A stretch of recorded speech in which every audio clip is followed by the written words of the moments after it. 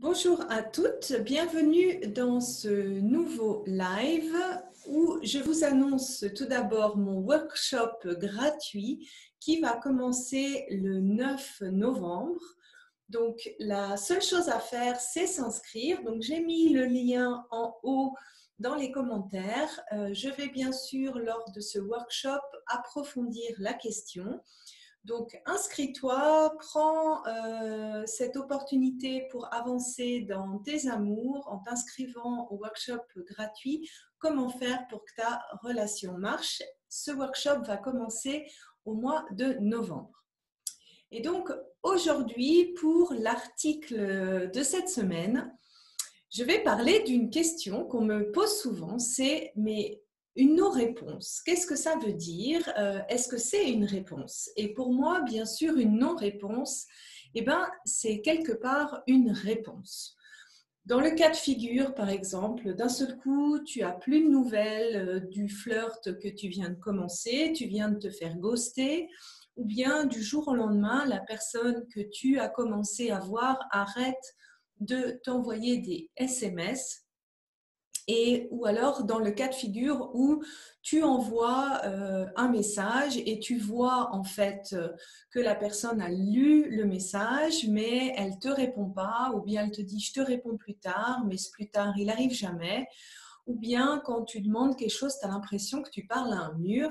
Eh bien tout ça, ces cas de figure que je viens de mentionner, ce sont ce que j'appelle des non-réponses.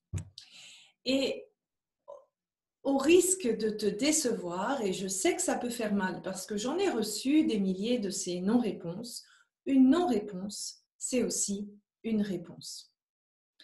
Ce qui est très dur à comprendre, c'est à quoi cette non-réponse dit non. Une non-réponse, c'est vraiment « je dis non à ce que tu proposes ». Mais à quoi je dis non? C'est ça qui est difficile et c'est ça qui est peut-être angoissant pour toi. Alors, est-ce que la personne, en ne répondant pas, elle te dit non, je ne peux pas te répondre maintenant parce qu'en ce moment, je suis trop occupée? Ou est-ce qu'elle te dit non en te répondant pas ou en arrêtant de te donner des nouvelles à la demande que tu viens faire? Donc, soit en termes d'engagement, soit en termes de besoin de se voir, etc.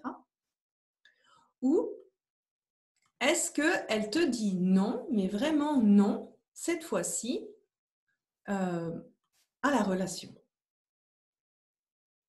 Et donc, cette non-réponse, en fait, elle te dit non, mais tu ne sais pas pourquoi. Et c'est ça qui fait monter finalement le petit vélo mental qui attend et qui se dit « mais à quoi cette personne dit non ?»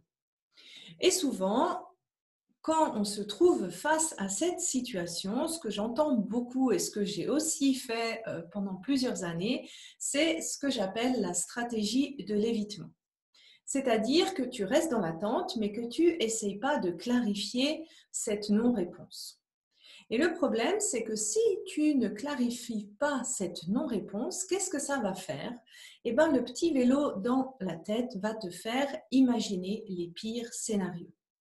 Dans l'article, d'ailleurs, j'ai quelques petits conseils pour t'aider à arrêter d'angoisser.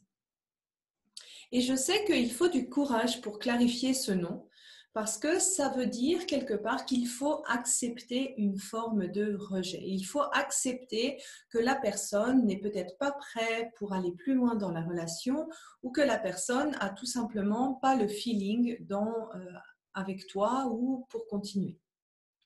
Mais si tu te poses la question à l'envers, est-ce que tu as vraiment envie de continuer à espérer pour rien, ou d'être avec quelqu'un qui n'est pas vraiment intéressé ou prêt à s'engager avec toi? Donc, quand tu n'oses pas demander, quand tu n'oses pas clarifier cette situation, rappelle-toi de ça. Parce qu'en attendant, tu t'empêches d'être avec quelqu'un qui a vraiment envie d'être avec toi et qui est prêt à le faire. Un autre avantage de clarifier ce non, c'est que des fois, on peut être aussi positivement surprise par la réponse du partenaire. Il dit peut-être pas non à la proposition, mais il le dit quand même dans une autre forme où il aimerait que ça se passe différemment. Donc, laisse-toi aussi surprendre par cette clarification du non.